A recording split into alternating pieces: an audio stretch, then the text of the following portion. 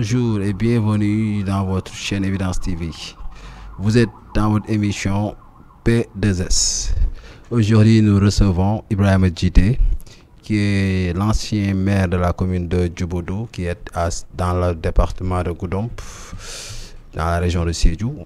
Il est également un expert en développement territorial et également un enseignant en anglais. Monsieur Djité, bonjour. Bonjour.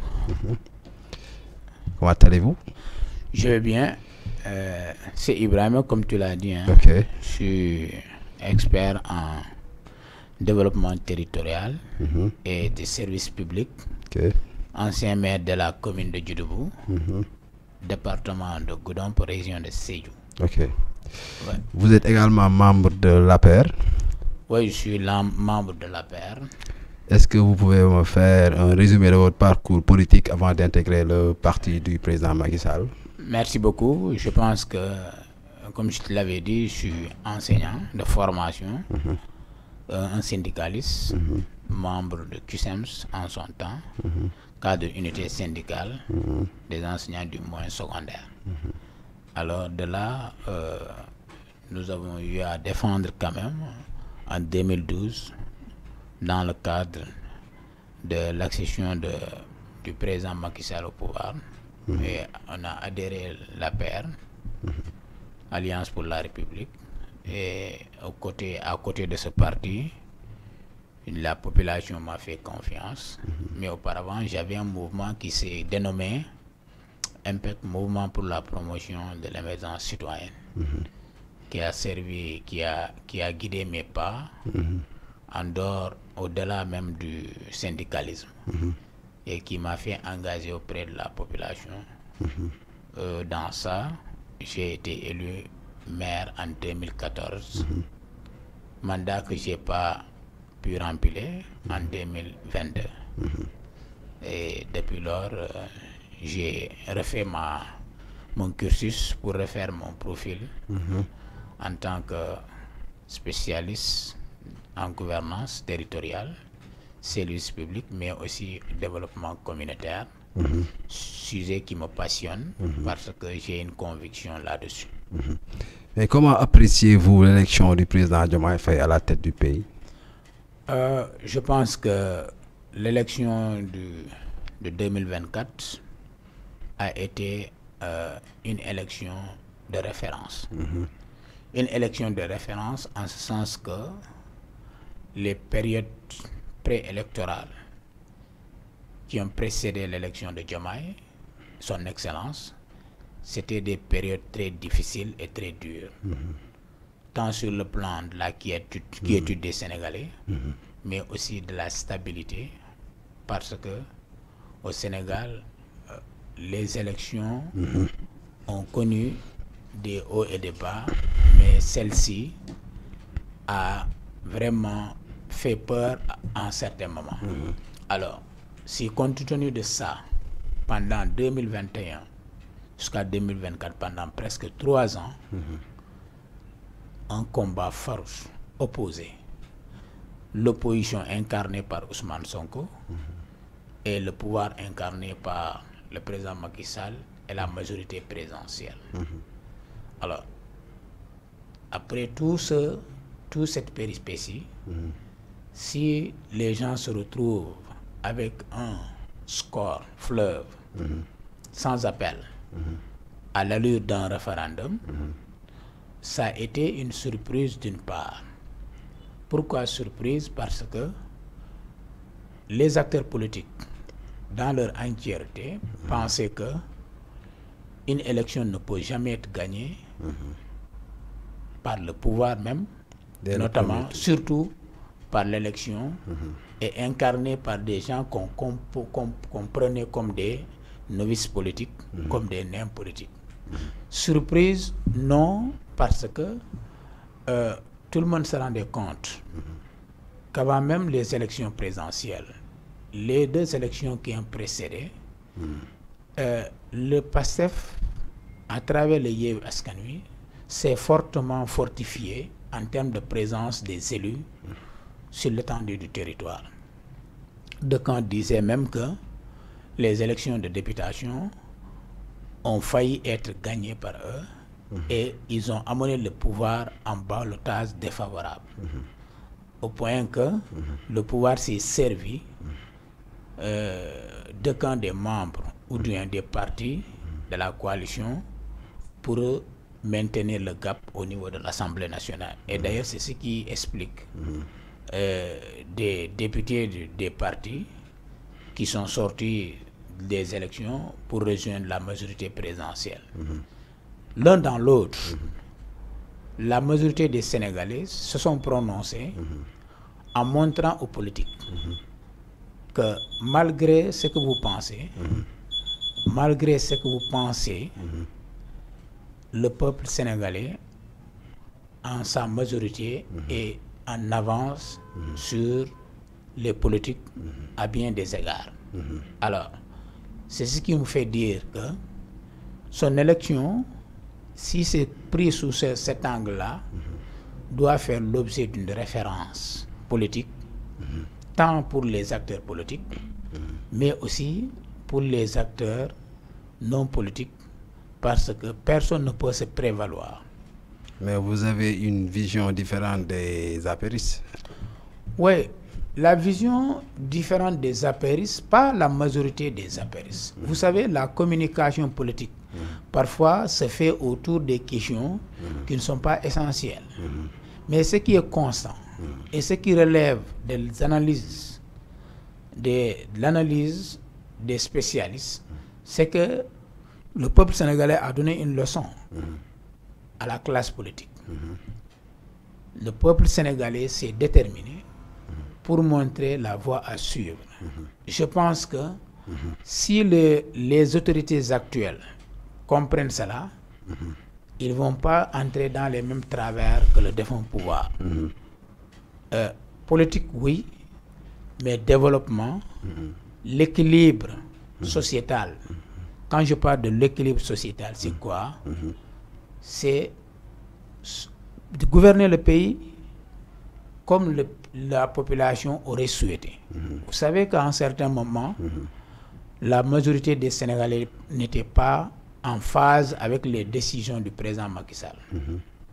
Et cela a été minimisé d'une part. D'aucuns pensaient qu'on a le pouvoir, on a les moyens du pouvoir, on a les appareils du pouvoir, on peut à tout moment faire fléchir la population. Alors que la jeunesse était déterminée. Et d'ailleurs, c'est ce qui a justifié les pertes humaines qu'on a connues. J'en profite pour me décliner devant leur mémoire. Et on parle de soixantaine. Aujourd'hui, ils se sont donné corps et âme pour ce qu'on dira libérer le Sénégal, peut-être.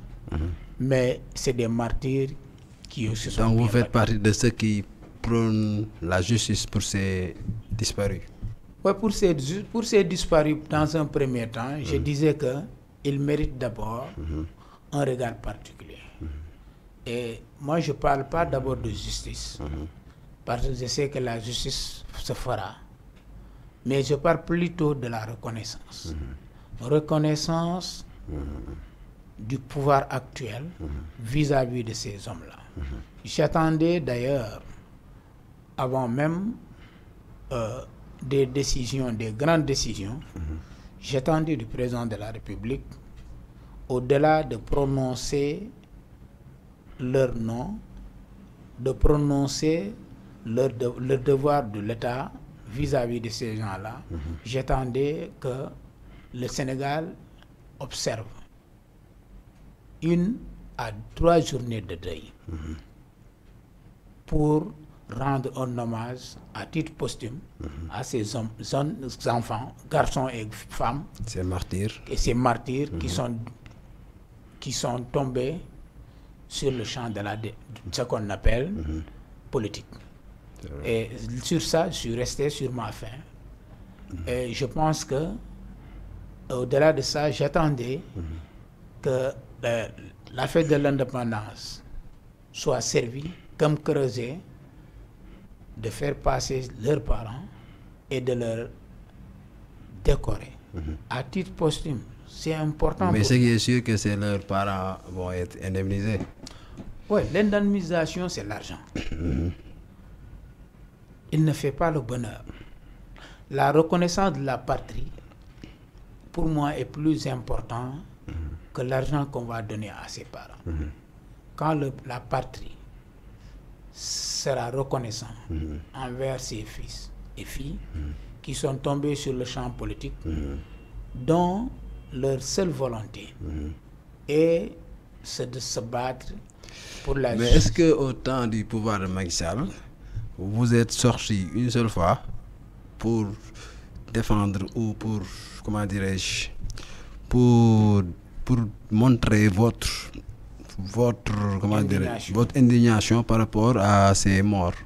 Oui, du temps du président Macky Sall, même si le Sénégal était arrivé à un certain niveau, c'était l'expression, la liberté d'expression a été plus ou moins mis en frigo. Mais quand l'occasion m'est donnée de me prononcer sur si j'ai des invitations, je déplorais les morts d'hommes. Parce que pour moi, quelle qu'en soit la politique, l'âme humaine ne mériterait pas ça. D'accord. Mais le nouveau régime en place prône un changement systémique et appelle à la rupture. Pensez-vous que le président Diomaye Faye a les moyens de sa politique? Bon, la rupture, oui. Comme ils l'ont dit, le système, j'aimerais bien connaître le système qu'il prône. Parce qu'on a tellement parlé de système. Le système, c'est du français. Un système, on qualifierait peut-être de la gouvernance de Macky Sall, trop liée avec les Occidentaux. Et si c'est ça le système dont ils veulent éliminer, et amener un système qu'on appelle patriotisme, je dis d'une part, si c'est ça, il y a des choses qui ne sont pas faisables. Parce que pour moi, il n'y a jamais un pays isolé sur la planète. Les pays sont liés, la gouvernance est liée, parce que ce qui lie les pays, c'est les intérêts. Ce n'est pas l'amitié. Je suis d'accord qu'on rectifie, qu'on revoie le système de partenariat avec les Occidentaux, que ce soit un partenariat gagnant-gagnant, et que des secteurs éminemment vitaux, qui relèvent même de notre existence, reviennent au pays. Si tel est le cas qu'il prône en termes de rupture, je suis d'avis. Mais si rupture veut dire de ne plus faire affaire avec l'Occident, c'est pas possible. Parce qu'il n'y a jamais un pays isolé en soi.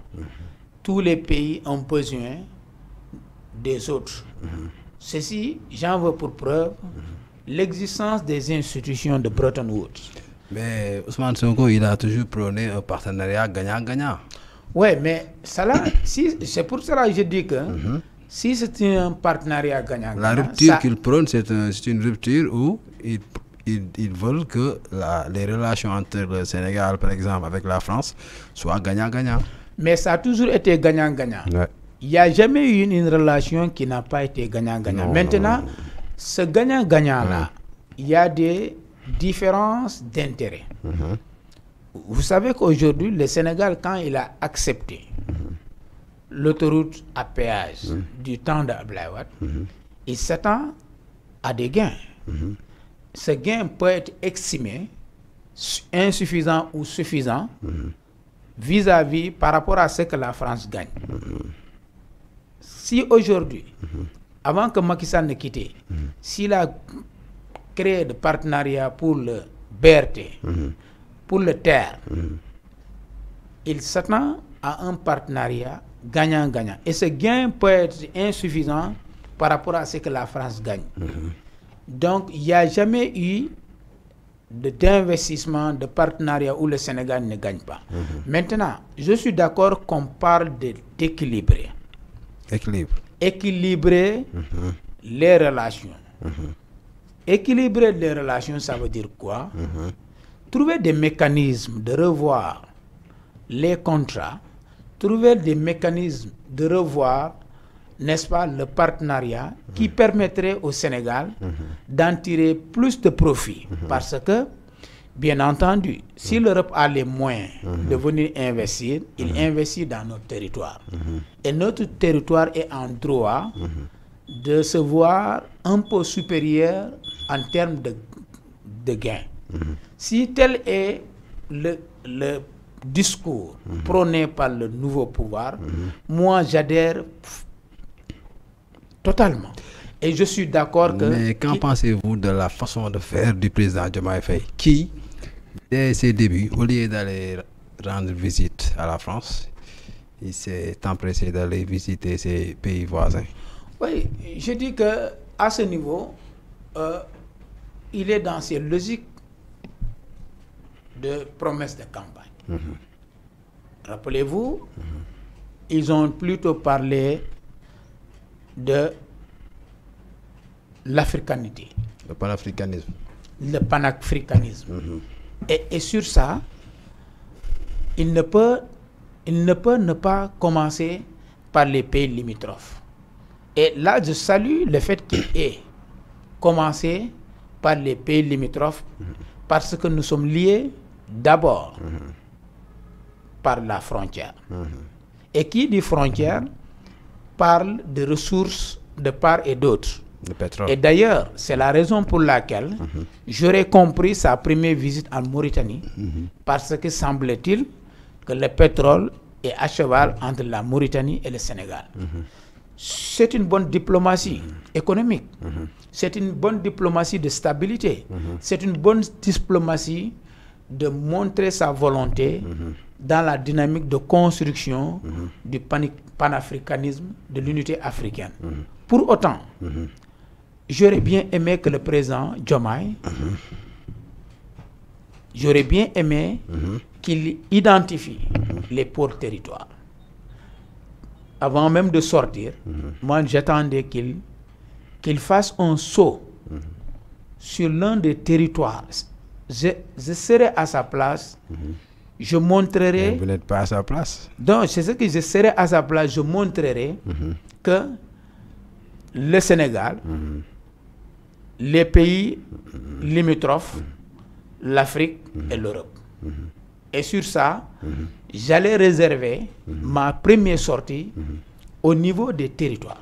Et quand je dis au niveau des territoires, je parle des pôles territoires. Aujourd'hui, sortir, aller à Kaolack par exemple, dire que le président Diomaye a observé sa première sortie, aller à Kaolack, pour montrer son attachement au territoire sénégalais. Et pourtant, il l'a fait.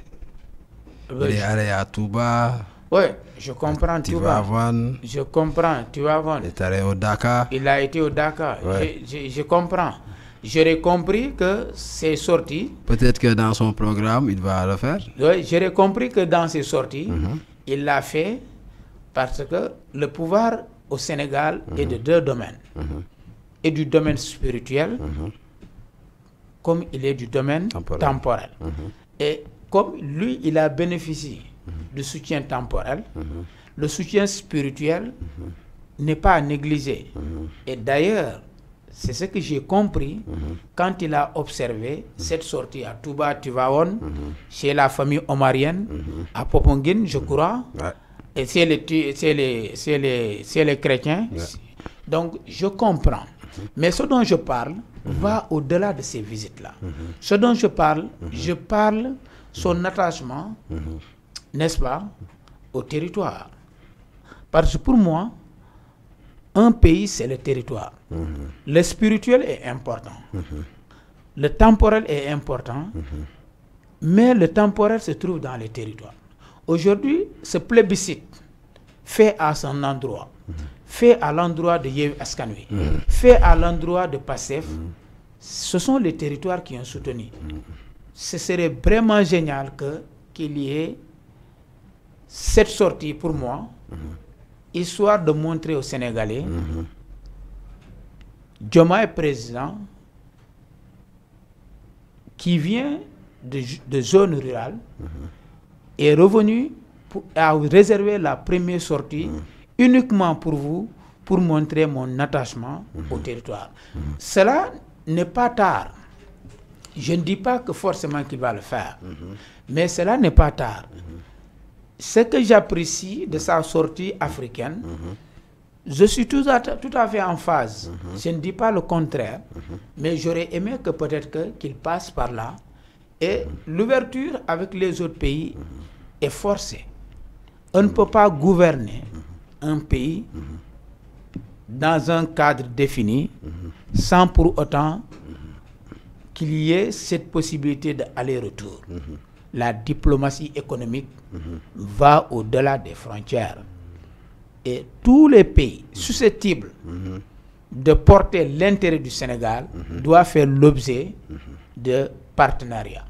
Et partenariats dans le cadre bilatéral, mais partenariats surtout dans le cadre de coopération décentralisée. Aujourd'hui, je vous ai parlé du Sénégal, un micro-État. C'est un petit État. Que ce soit sur le plan de sa démographie, que sur le plan de surface territoriale. Nous sommes à peine 17 millions de Sénégalais. Comparé à des marchés, on n'a pas un marché plus important. Aujourd'hui, le Sénégal a besoin de faire bouger les lignes au niveau de la coopération décentralisée. Parce que les territoires existent institutionnellement. Il faut que le président Diomaye, dans ses sorties, il faut qu'il incite les territoires à travers les élus, par le biais du ministère des collectivités territoriales et de l'urbanisme, qu'ils puissent vraiment sortir avec les gens là. Je vous comprends en tant qu'expert en développement territorial, vous êtes dans votre, comment dirais-je, domaine. Pensez-vous que le Sénégal peut se développer à travers les territoires? Mais une évidence. Le Sénégal a tout intérêt à orienter la politique au niveau des territoires. Pourquoi? C'est les territoires qui abritent des personnes. Première des choses, les territoires abritent la démographie. Il faut que la population sénégalaise, d'où qu'elle vienne, qu'ils sentent la présence de l'État.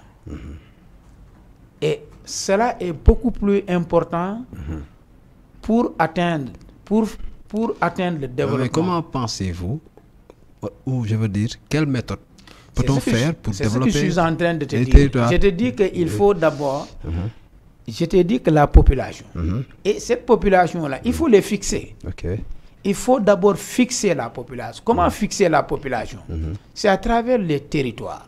Et les territoires ont des potentiels divers et différents d'un territoire à un autre. Aujourd'hui, je pense que dans le cadre de la réforme territoriale, l'acte 3 de la décentralisation, qui a été un processus de continuité dans les réformes précédentes.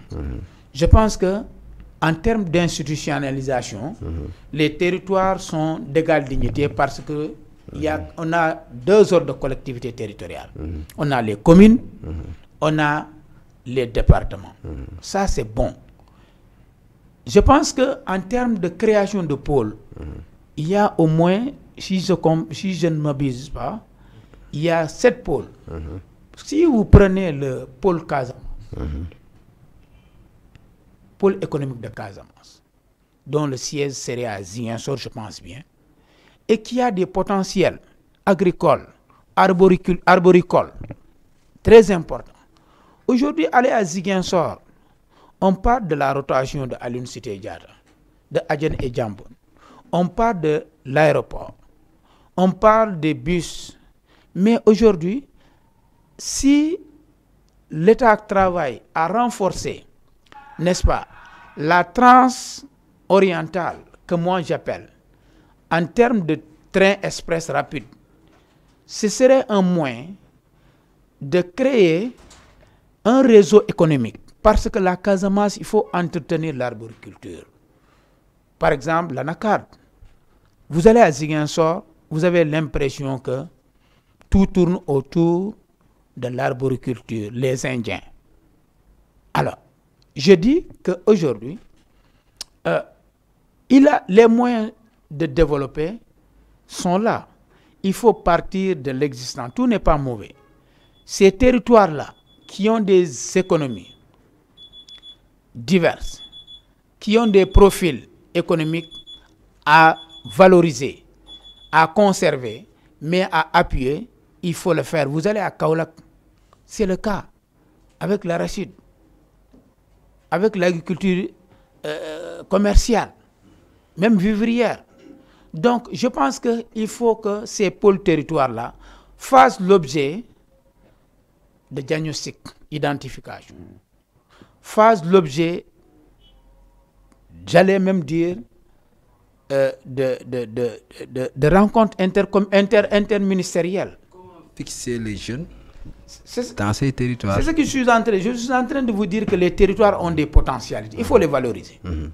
Quand on valorise les potentialités, on augmente la productivité. Quand on augmente la productivité, on installe les unités de transformation. Ces unités de transformation, tout se fera sur place. Vous pensez qu'un jeune qui est à Casamance, qui voit qu'à travers l'anacarde, il peut produire en grande quantité, malgré le changement climatique qui est en train d'affecter les cultures, l'arboriculture et autres. Il sait que la quantité de production va augmenter. Il sait qu'avec l'augmentation de cette quantité-là, il a la possibilité de transformer ça sur place. Ça crée de l'emploi. Ça crée de l'emploi. Comment cela est faisable dans la mesure où... Mais je parle de l'implantation des unités. Mais nous voyons actuellement que les Occidentaux, ils achètent ici des gros parcelles de terrain pour cultiver l'anacarde. Mais ce dont je te parle, les Occidentaux n'ont pas encore payé de terrain là-bas. Je te parle de l'arboriculture en Casamance qui est une réalité. Je te parle de réalité. Vous allez voir des champs à perte de vie. Il faut que l'État appuie les producteurs arboricoles à renfouler, à booster la productivité, à la production. Au-delà de ça, il faut que l'État crée des unités de transformation qui seront soutenues, subventionnées. Et cela permettrait d'abord de transformer sur place et le produit brut, le produit transformé peuvent être vendus aux Chinois et à d'autres acheteurs. Et au-delà de ça, je pense que au-delà de l'arboriculture, on peut créer une chaîne de valeur en culture vivrière. Tout le monde sait qu'en Casamance, nous avons des mers rizières. On a des terres arabes qui sont pas presque exploitées.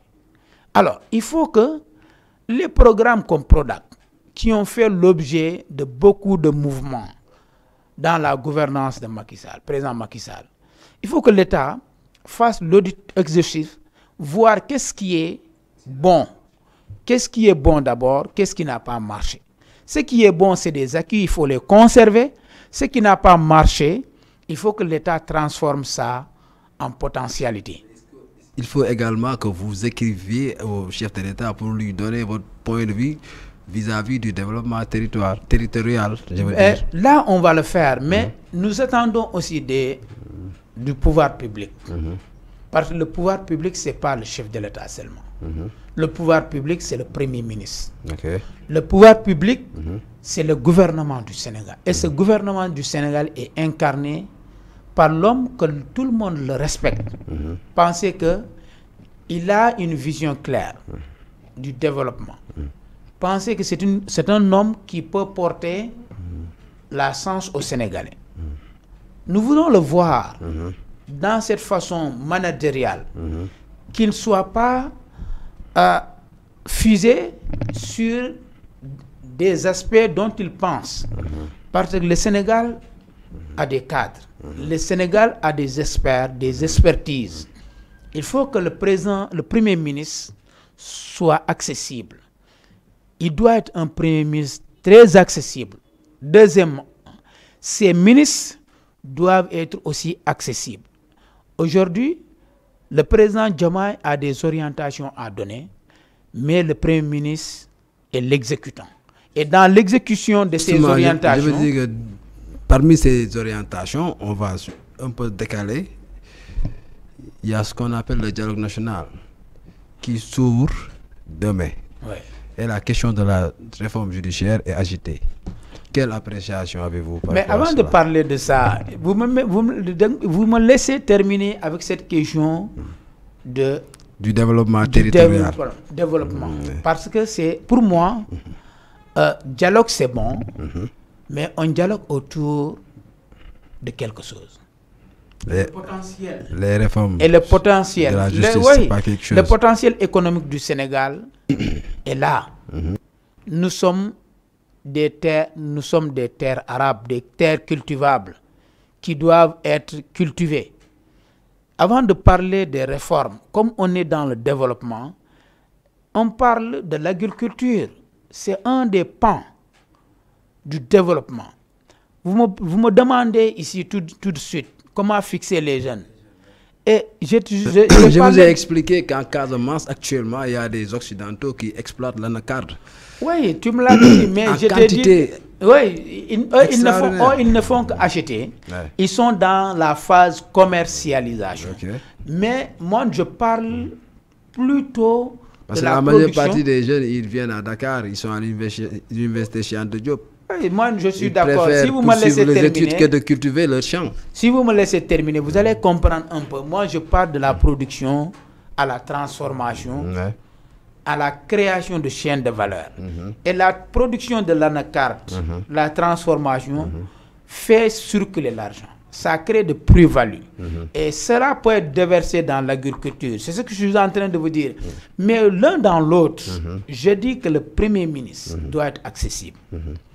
Les ministres doivent être accessibles. Il faut qu'il accélère la cadence de vérification des instances de l'État, des directions, des agences. Non, je parle audit, c'est bon, mais il faut qu'il s'approche. Il faut que le Premier ministre ait créé une plateforme collaborative avec des directions, surtout les directions qui n'ont pas encore changé de directeur. Parce que 5 ans, c'est beaucoup, mais c'est peu. L'attente des Sénégalais est très réelle et ça se justifie par ce plébiscite qui est à l'allure d'un référendum, comme je viens de vous dire. Maintenant, pour ça, il faut évidemment que le Premier ministre soit accessible par les acteurs et que les décisions à prendre, que des décisions puissent partir des acteurs avec sa coordination à travers ses ministères. Et ceci étant, si cela est fait, moi je pense que nous serons dans la rupture parce que tout le monde sait qu'aujourd'hui, ce qui est critiqué, ce qui est décrié, c'est comment faire pour que le Sénégalais puisse avoir son mot à dire par rapport à ce qui se passe dans le pays.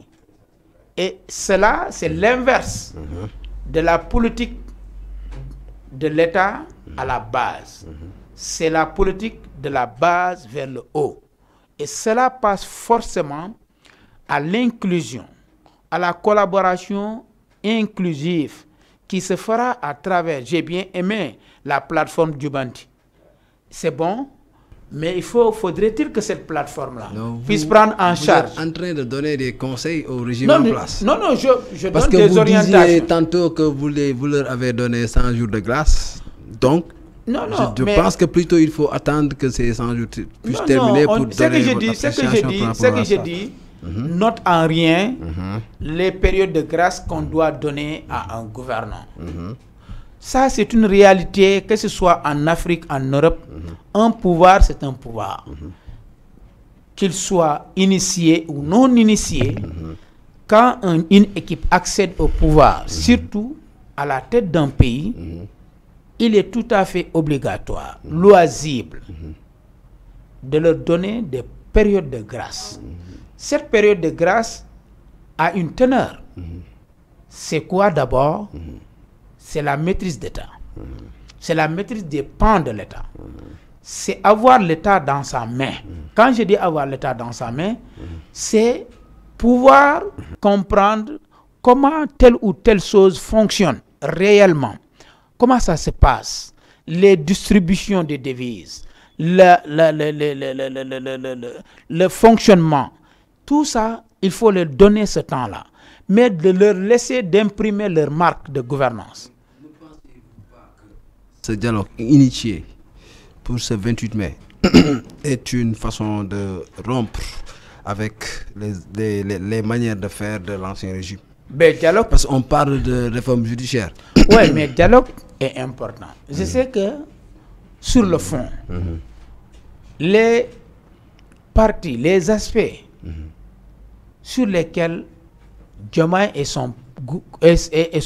D'abord, que pensez-vous de ce dialogue initié? Oui, j'arrive là-bas. Je sais que les secteurs sur lesquels Diomaye et Sonko est attendu, éminemment, la justice figure dans les priorités. En tête, oui. Je ne peux pas dire à la tête, non, si. mais pour moi, c'est dans les priorités. Je ne sais pas si dialogue vaut mieux. Judiciaires ont été laissez-moi parler. Depuis je veux dire, je ne sais. Est-ce que dialogue vaut mieux le pouvoir d'achat des Sénégalais? Ouais. C'est une question. Ce dont je suis sûr, c'est que le dialogue sur la réforme judiciaire, la question judiciaire est une question qui fait partie de la priorité des priorités. Que le président ait le sens d'appeler un dialogue autour de cette réforme, les acteurs, la majorité des Sénégalais applaudissent parce que la paix, on l'a dans la justice. La paix dépend de la justice. Qui veut la paix sécurise la justice. On est d'accord. Personne ne peut s'opposer, je pense. Je pense que appeler les acteurs à se pencher sur le devenir de la justice au vu de ce qui précède. J'ai été parlé de 2021 à nos jours. Je pense que ce serait une très bonne chose. Mais il ne faudrait pas s'en limiter là. Il ne faudrait pas s'en limiter là. Ce serait une continuité d'action. Peut-être que ça peut enclencher la dynamique unitaire de réflexion. Comment rendre la justice beaucoup plus crédible auprès des justiciables que nous sommes.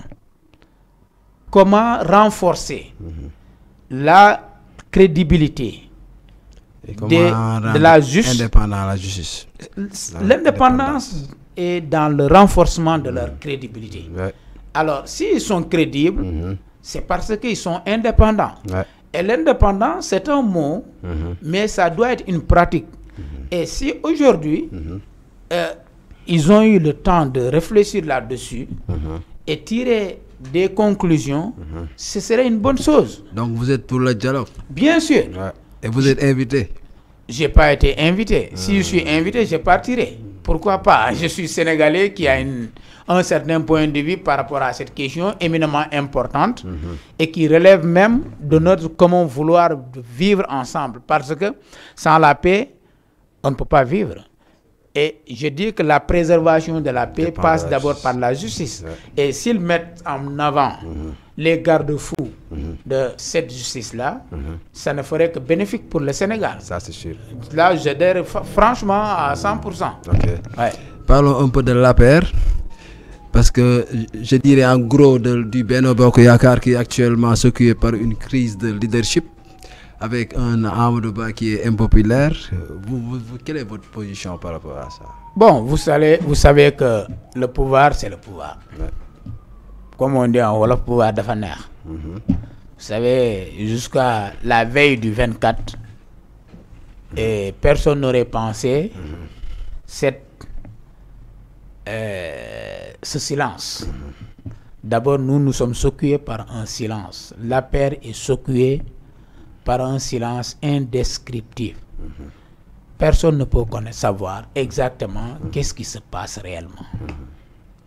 Et là, c'est inquiétant pour un parti qui venait de perdre le pouvoir il y a de 2 mois seulement. Pourquoi je le dis? Perdre un pouvoir, c'est une logique d'une gouvernance.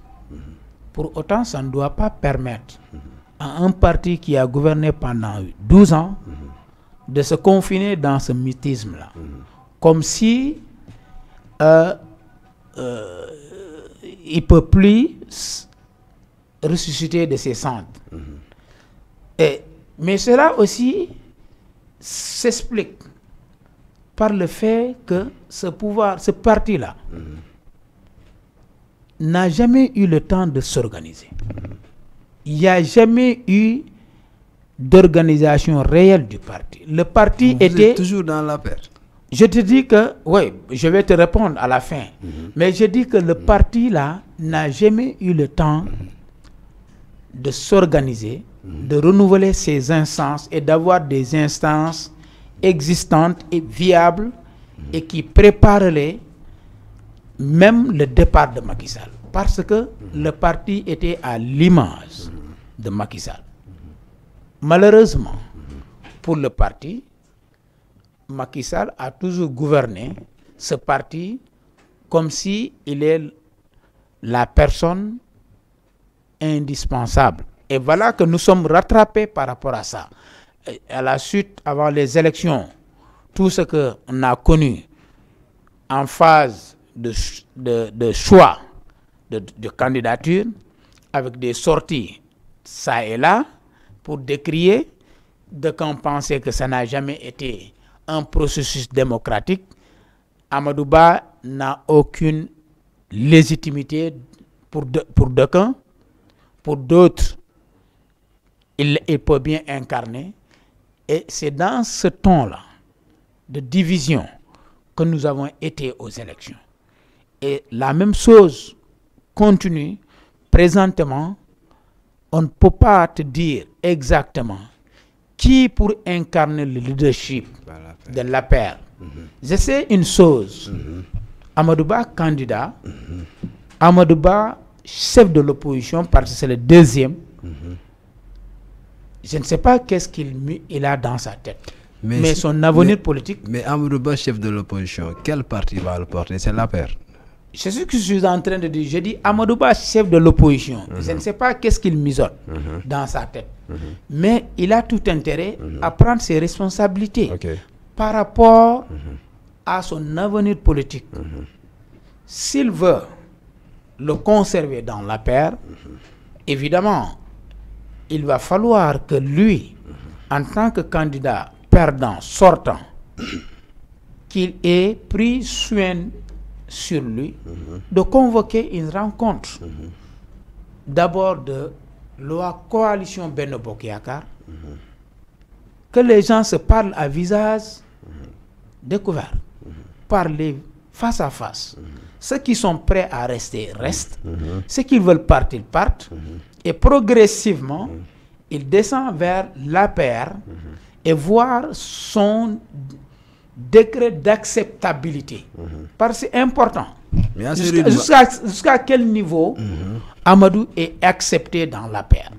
S'il voit ça, pour son avenir politique, je parle bien, il a tout intérêt, soit... Vous allez soutenir Amadou Ba? Non, ce que je dois soutenir, c'est personnel, je te le dirai. Mais ce dont je te parle, je fais une analyse holistique de la situation que traverse le parti et par ricochet Benno Bokk Yakaar. Et il faut reconnaître que présentement, des alliés sont en train de partir petit à petit. Vous avez vu que le PS... D'où la nécessité de ma question.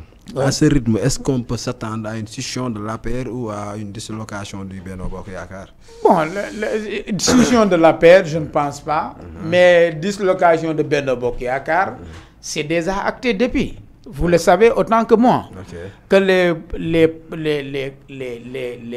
les partenaires politiques, les partis coalisés autour de l'idéologie républicaine, c'est des partis qui sont là parce qu'ils partagent une certaine responsabilité.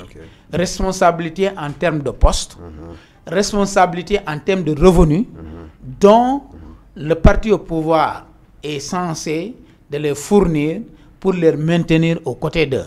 Cette responsabilité-là, cette période juteuse est presque terminée. Aujourd'hui, chaque parti ou mouvement est en train de voir son avenir politique vis-à-vis de la politique. Et à ce titre, serait-il toujours en compagnie d'un parti qui n'est pas structuré, la paire n'est pas structurée, la constance c'est Macky Sall, serait-il là à écouter ces gens-là, les membres de la paire, pour qu'ils décident de leur sort? J'en doute. Je pense que ces partis-là, ils sont appelés à se retrouver. D'ailleurs, c'est le cas avec le PS présentement. Vous avez de plus en plus, on parle de retrouvailles de la famille socialiste. Et si cela est réel, certainement Moustapha Niasse, retrouvailles Moustapha Niasse, je sais qu'il y a d'autres partis peut-être qui vont peiner, n'est-ce pas, à se relever. Si vous prenez les partis comme Réumi par exemple, il y a énorme difficulté aujourd'hui, vu vraiment le pot de pourcentage qu'ils ont, et vraiment la position d'Idrissa Seck, ce serait très difficile. Maintenant, si les partis sont conséquents, je pense que c'est le moment de laisser la place à la jeunesse. C'est ça la réalité.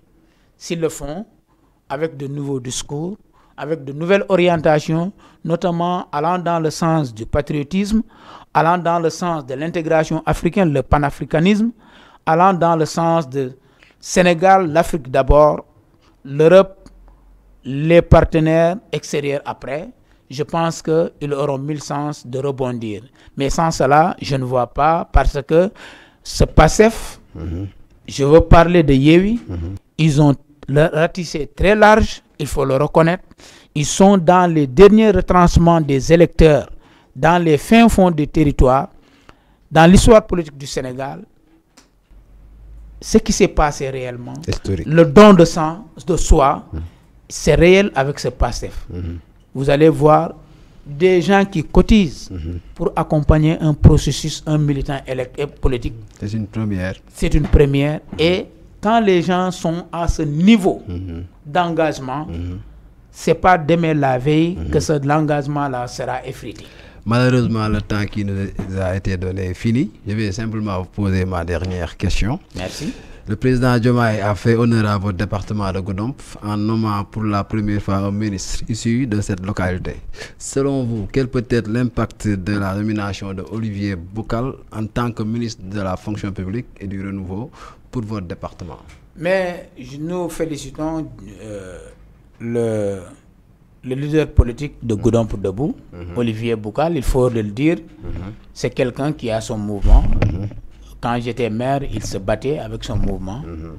Et nous remercions aussi le président de la République, Diomaye Faye, d'avoir honoré le département de Goudomp avec l'élection de Olivier Boucal.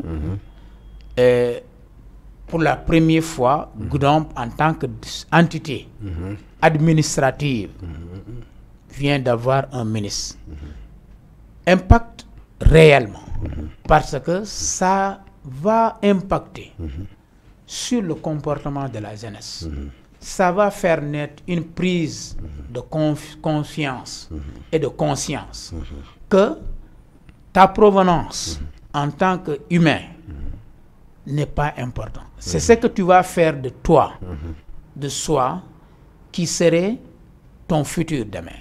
Et aujourd'hui, Olivier Boucal constitue, n'est-ce pas, un éclaireur de sa génération. Ça, c'est important. Deuxièmement, nous attendons beaucoup de Olivier Boucal pour le parachèvement des institutions de l'État dans le département de Goudomp. Goudomp fait partie de l'un des départements le moins loti en termes de présence d'État, de l'État du Sénégal. Quand je parle de présence, les structures de l'État, tout manque à Goudomp.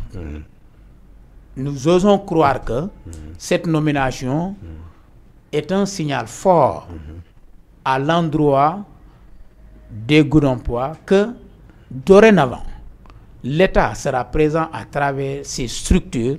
Quand je dis ces structures, Goudomp, aujourd'hui, il n'y a même pas un trésorier, un trésor. Les collectivités territoriales, ils traversent de Goudomp pour aller à Sédhiou. Avec tout ce qu'il y a comme aléa, il faut faire des routes de contournement. Goudomp est détaché de Sédhiou. Les gens ont pensé qu'à un certain moment, il fallait mettre un pont, soit Sandiniéry qui va à Sédhiou, ou bien de Témanto qui va à Bambali Sadio Mané, je crois quelque chose comme ça, pour faciliter, pour rattacher économiquement Goudomp de Sédhiou. Jusqu'à présent, ce n'est pas fait. Alors, nous pensons que aujourd'hui, les Goudompois seraient en posture de remettre sur table cette vieille doléance qui n'a que trop duré et qui va constituer un moyen le plus rapide, plus efficace désenclaver le département de Goudomp. Et sur ça, je pense que Olivier serait d'abord le moteur qui va enclencher cette dynamique-là. Donc, pour dire que nous sommes trop contents et nous sommes disposés à accompagner le jeune ministre Olivier. Merci, mais vous allez me permettre de remercier Evidence TV et de remercier son directeur et de féliciter le personnel. Mais vous me permettez aussi de saluer et de remercier mes collaborateurs politiques. Et moi, je vous dis que j'existe toujours politiquement sur mon territoire, qui est Djoudjoubou, et avec mes collaborateurs qui sont sur place. Je veux nommer Ansoumana Correa, qui est mon cabinet, et tous mes collaborateurs avec qui je travaille, Ibrahim Konté, Yaya Dabo, Tombon, Mama Yafa, Ibrahim Sissé, tous ces gens-là, nous travaillons nuit et jour pour redorer le blason de l'économie, de l'accompagnement de la population de Djoudjoubou, de la commune de Djoudjoubou.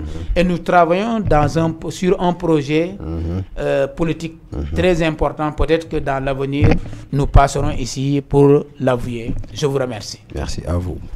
Alors, chers internautes de l'Evidence TV, nous vous donnons rendez-vous pour une prochaine fois dans votre émission P2S.